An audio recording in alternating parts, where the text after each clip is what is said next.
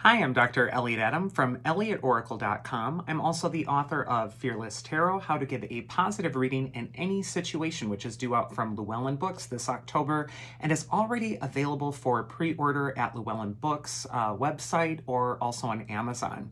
It is time for this week's Oracle Reveal. So earlier today on Instagram, I placed up a photo with 3 different animals, and I asked you to use your intuition and ask yourself which animal was catching your attention, because that animal has a message for you.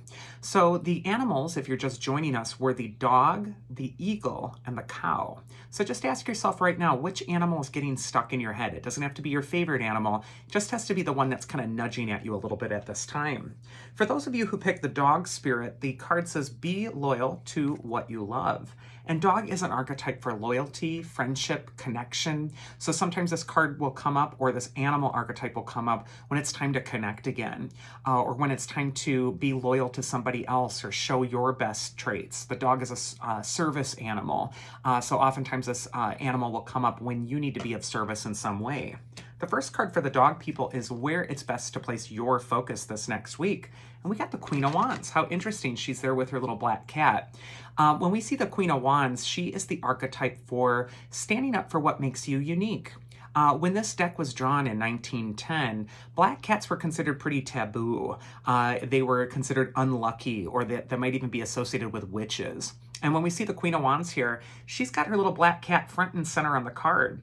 And this is her way of saying, you know what? I don't care what you think about me. I don't care if you think I'm a witch or not. I'm going to unapologetically shine. She's also holding that sunflower, which is turning its face toward the light.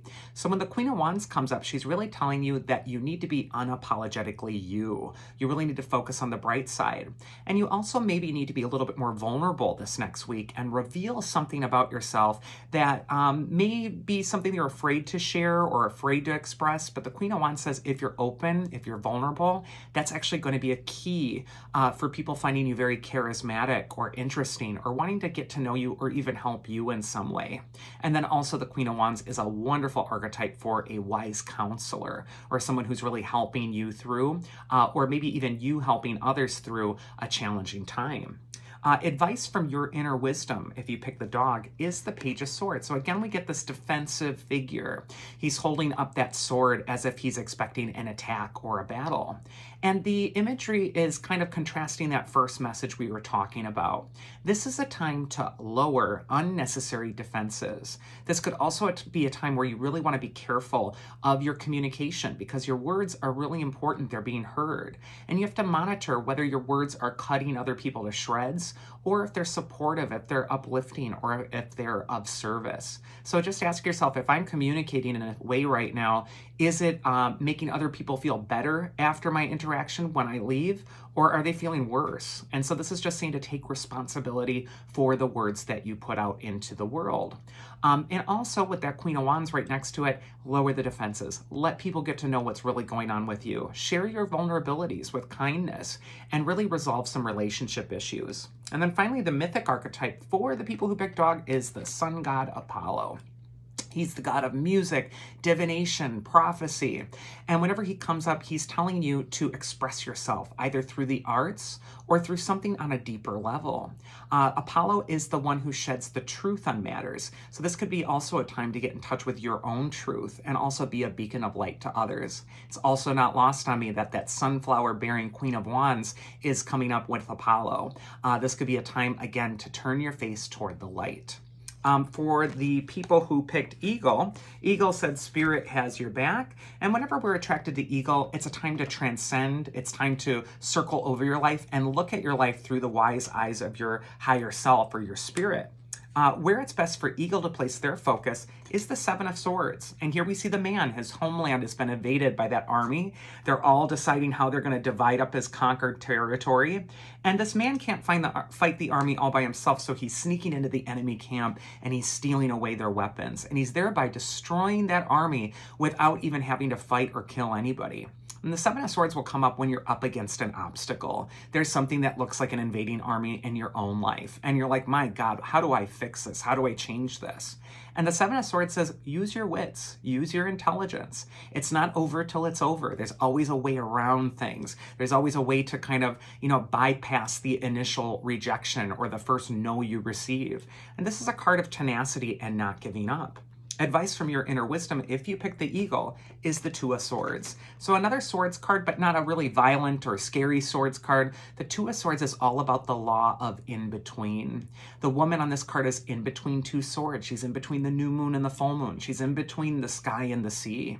And she's totally meditative and at peace. She has a blindfold on. She doesn't know what's coming next or how it's all going to go, but she's calm. She's centered because she's found her center. She's really in her own spirit. And when this card will come up, it's often indicating that it's okay to be in between right now. You may be transitioning out of one phase of your life and getting into the next, but that's actually where the magic of life happens. It never happens when everything's happy and fixed or set. It's always happening while you're in that transformation process. So this card says, don't sweat it. Don't resist the transformation process. It's actually going to make you feel wonderful. And then finally, we got the mythic archetype that will be helping the people who picked Eagle, and we got Silenus. And in ancient Greece, he was a satyr, and his name means moon man. And how interesting, we have that little moon that's on the Two of Swords as well. This could be a time to really listen to your instincts, to really key into something that's intuitive. It's also time to really delve into your own inner nature, into that watery unconscious, and pull up valuable wisdom at this time. Silenus was the teacher of Dionysus, so this could also be a time where you're teaching yourself to transcend and to really get to that higher plane. So I think if you're centered with your spirit, it's really going to help you out this next week. And then finally, we have the people who pick the cow spirit. And it says the miracles are endless. So whenever we're attracted to a cow, it's like about abundance. It's about security, stability. It's also a card of, or an archetype of nurturing yourself in some way. So this could be a time to really mother something or mother yourself or just love yourself right now and really just get comfortable with all the abundance that is being manifested. The first card for the cow people is where it's best for you to place your focus this next week. And we got the Lovers card, a card of transcendence. And the Lovers is all about that special recipe for inner balance. The three figures on the Lovers card are actually three different aspects of yourself. And so the male is your worldly self, it's your external image, and he's looking towards the woman who is your spirit. She's your emotional self. She's your inner emotional spirit, the part of you that feels. And she's taking her cues from the angel, which represents the higher self, the transcendent self. And the angel is looking upon these two lovers as they're unclothed with perfect acceptance and love. So this card will often come up when it's important for you to accept yourself or show yourself loving kindness at this time and not really be so hard on yourself or judge yourself too much this next week. That we're all spirits. We're all here to grow. And there is no shame in that. There's nothing to feel bad in that. And then also the Lovers card can just indicate that it's best to focus on love this next week. The next card is advice from your inner wisdom, and we got the Eight of Wands. It shows those 8 sticks all flying through the air. And the Eight of Wands really has to do with fast movement, things really picking up speed, a lot of information to disseminate in a short amount of time. The Eight of Wands is very mercurial, and we're in this Mercury retrograde as I'm recording this, so there could be just a lot of jumbled thoughts. And you'll see all the wands are aligned. They're all going in the same direction. So this could be a time to really focus, organize your thoughts, and channel them all towards one specific goal instead of getting too overburdened or scattered with too many irons on the fire at this time. It's important to be dispassionate and to rise above your stresses and stay clear-headed. And then finally, we got the mythic archetype that will be helping out the cow people, and that is Odysseus, the hero who took 20 years to finally get back from the Trojan War to his homeland of Ithaca. The story of Odysseus is all about coming home to yourself and really embarking on this journey and going through all the trials and tribulations and fears and then coming out the other side. This is also a card that says that things are culminating right now. Things that have been in the works for a long time are finally coming together. So that is this week's Oracle. I hope you all enjoyed it. And if you did, you can check me out at elliotoracle.com and schedule a reading with me anytime. Otherwise, I hope you all have a safe and happy week. And do be careful and feel a lot of joy out there. And I will see you next time. Take care.